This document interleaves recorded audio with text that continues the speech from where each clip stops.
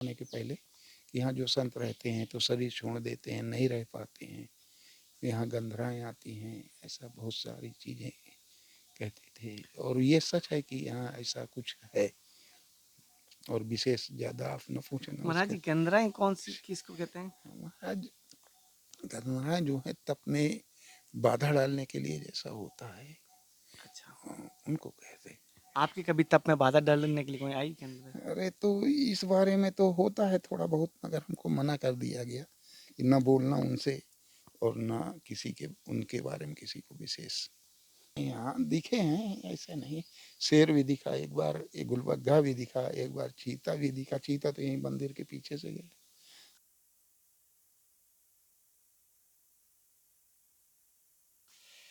नमस्कार साथियों, आपका दोस्त, आपका भाई, आपका साथी, संतों का चरणों का दास, मैं कन्हैया शर्मा अब पहुंचा हूं चित्रकूट के देवांगना तपोस्थलीय, देवांगना भूमि पहुंचा हूं। यहाँ संतों की कुटिया है, उसके दर्शन कराऊंगा, गुफाओं के दर्शन कराऊंगा।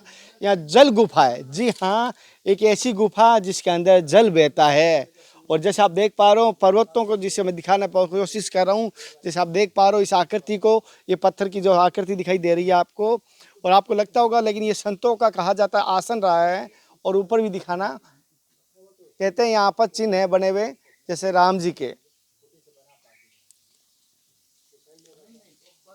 और मैं यहाँ पर एक जल स्रोत है वो दिखाने की, जैसे कि आप देख पा रहे हो ये गुफा है, अंदर बहुत गहरी गुफा है। इस गुफा के अंदर जाना जितना गहरा है आप देख पाओगे। इस जल का चना जरूर लेते हैं हम। ये बीच में ऊपर पत्थर रखे हुए चलने के लिए, क्योंकि गहराई ज्यादा है।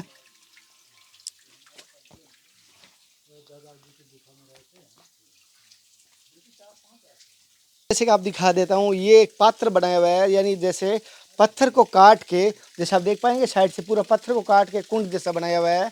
और ये पानी का एक माध्यम रोकने के लिए है। और जैसे आप देख पा रहे हो, और ये ऊपर वन, ये चारों तरफ से पहाड़ से घिरा हुआ, जंगल से घिरा हुआ क्षेत्र है। और इधर आके आपको कुछ संतों के भोजन की कक्ष या भोजन सा स्थान दिख जाएगा।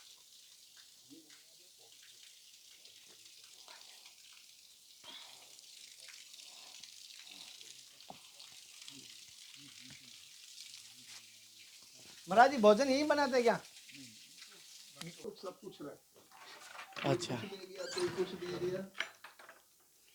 अच्छा अच्छा ये हमारा आटा है। अच्छा। बस कभी इतना मान लो, बस ऐसे कारण पड़ा। अरे तुम लोग तेंदू के फल ले जाओ, आ गए। अरे कोई नहीं महाराज जी। अरे बहुत सारे ले जाना, पका दे।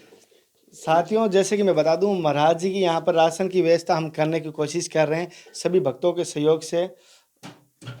और बस आप देख पा रहे हो सीमित संसाधन से ही महाराज जी अपने प्रसाद व्यवस्था करते हैं। और कोशिश करेंगे संतों की सेवा के लिए, अभी हम जो भी हो सके राशन के लिए महाराज जी की व्यवस्था कर रहे हैं, आप सभी भक्तों के सहयोग से ही। ये किसके फल है? तेंदू फल है, ये आप बाजार में बिकते हैं, मगर ये ले जाओ और ले लो। कहे किसी कोई से नहीं। रुक जाओ। नहीं नहीं कोई नहीं। ज्यादा दे दे। हमारे पास एक केला तोड़ लाया, बहुत सारे। इनको थोड़ा सा रख के ढक के पका देना। अच्छा, ये क्या, ये किस चीज के बीज है? वो तो तोड़ा महाराज उसकी धतूरा। धतूरा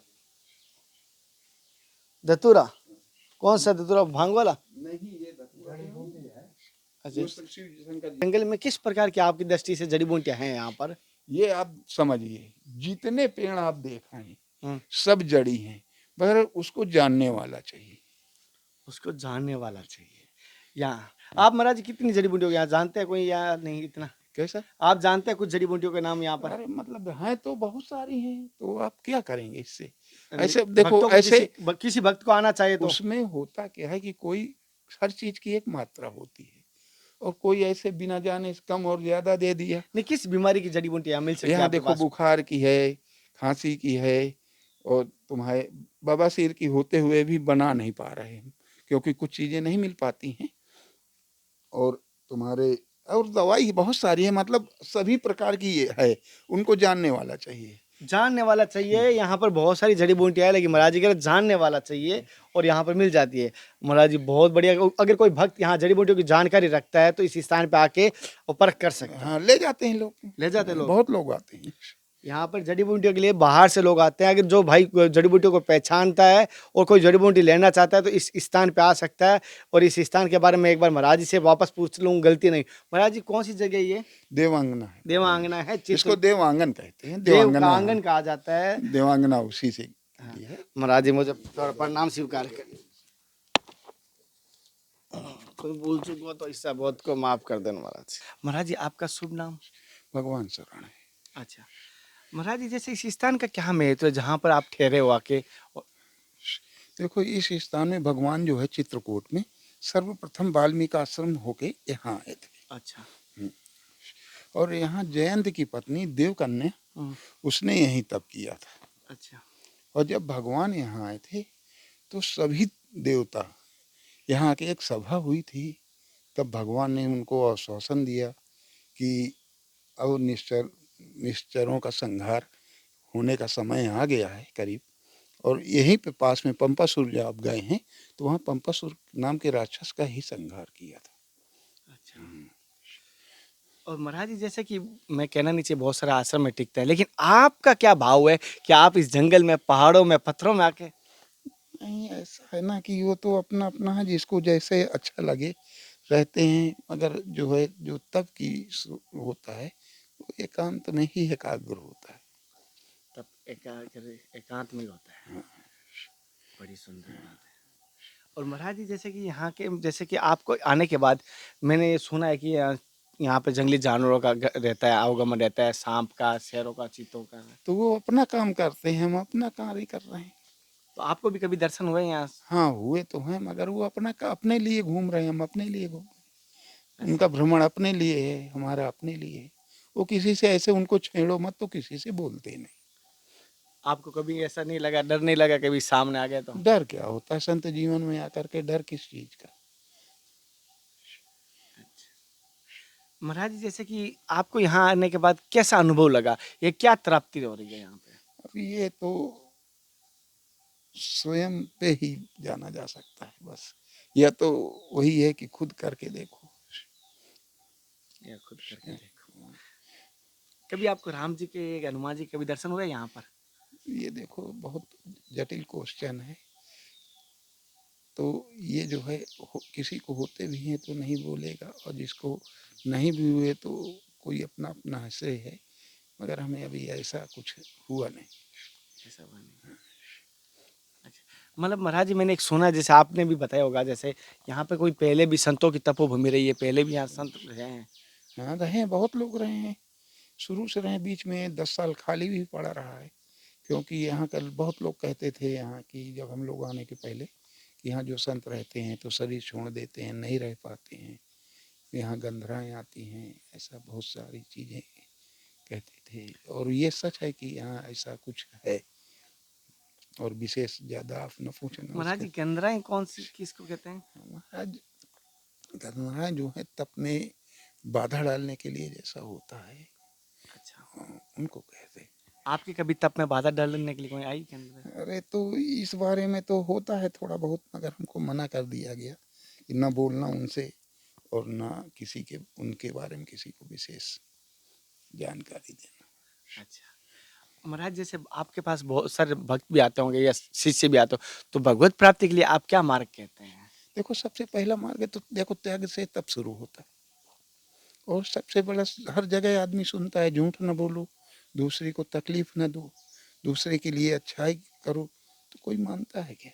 सुन लेते हैं, निकल जाते हैं, चले गए, काम समाप्त हो गया। और जो मानते हैं तो वो आगे बढ़ते हैं। मानते हो आगे बढ़ते हैं।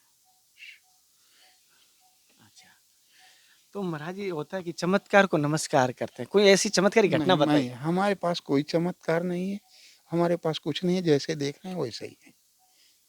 कोई आपके जीवन की चमत्कार घटना बताओ जिससे आपके भगवान की नहीं आस्था और देखो, बड़ी हो। हमारे पास ऐसा कोई चमत्कार नहीं है, न कर सकते हैं, न देखा है। हम साधारण सा तप कर रहे हैं अपने लिए, जीवन के लिए। जो हमसे किसी का मतलब हो सकता है सहयोग, तो उसका हम कर देते हैं। जिसके लिए हम कुछ कर सकते हैं शारीरिक जैसा भी, तो कोशिश करते हैं कि उसके लिए हम करें कुछ। महाराज जी जैसे कि तप की परिभाषा क्या शरीर को कष्ट देना ही तप है या कुछ और भी होता है? जो शरीर का तप देने का मतलब होता है हठ योग, जिसको दूसरी भाषा में जिद्द कहा जा सकता है। और एक तप होता है जो कि, और तप में आपको बताया कि जब तक त्याग नहीं होगा तप नहीं होगा।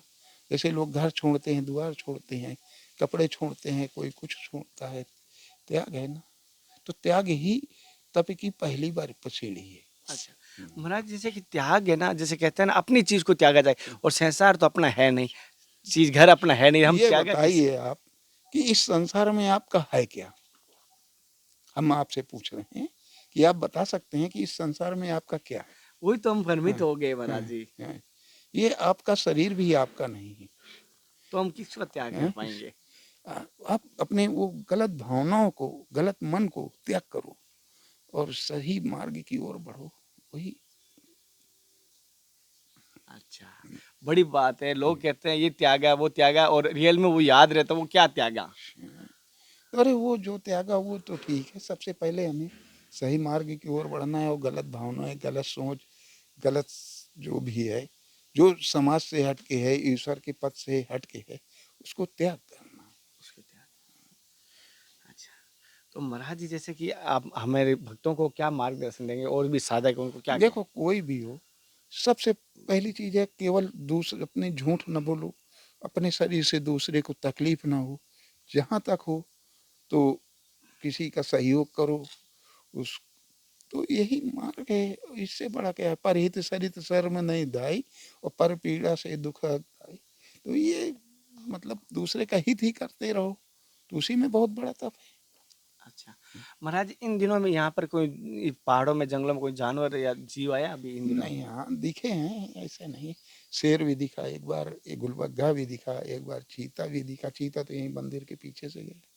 अच्छा, हाँ, और कोई नुकसान नहीं किया? अच्छा, किसी को काहे के लिए नुकसान करेंगे भाई? ये जब पानी हम, पीने के लिए आता है कि चीते? हाँ ये जल पीने के लिए है। जल पीने के लिए चीते हैं? ये निरंतर चलता रहता है। ये तो जल चलता ये रहता है। जल ही नहीं है, ये अमृत है महाराज। इस जल का क्या महत्व है यहाँ का? महाराज ये वैसे तो कहते हैं लोग कि भगवान ने ये देवकन्या को, माने जयंत की पत्नी को, सुशीला को, ये वरदान में दिया था। और आगे जो भी हो, और तो हमें लेख में ऐसा कुछ नहीं मिलता जैसा यहाँ बताते हैं। मगर जो बताते हैं कि लेख ऐसे कि ये जल वरदान में दिया गया है, मगर हमारे हिसाब से तो ये विंध्याचल श्रेणी का पर्वत है। इसमें कई जगह ऐसी धाराएं बह रही हैं। अच्छा महाराज जी कोई भूल चुक गया, बहुत समझ के माफ। साथियों जैसे महाराज जी सत्संग लेने की कोशिश की, महाराज जी ने थोड़ा अनुभव बताया, यहाँ का महत्व बताया। महाराज जी अपने भजन और साधना करने वाले अपने तप करते हैं, बाकी संसारिक कोई मतलब नहीं है, कोई बात से मतलब नहीं है। आज की सत्संग आपको कैसी लगी मुझे जरूर बताना। अगली सत्संग के साथ फिर मिलते हैं, तब तक जय हिंद, वंदे मातरम, सीताराम। हे नाथ, हे मेरे नाथ, मैं आपको भूलूं नहीं। जय गुरुदेव, जय सभी संत भगवान।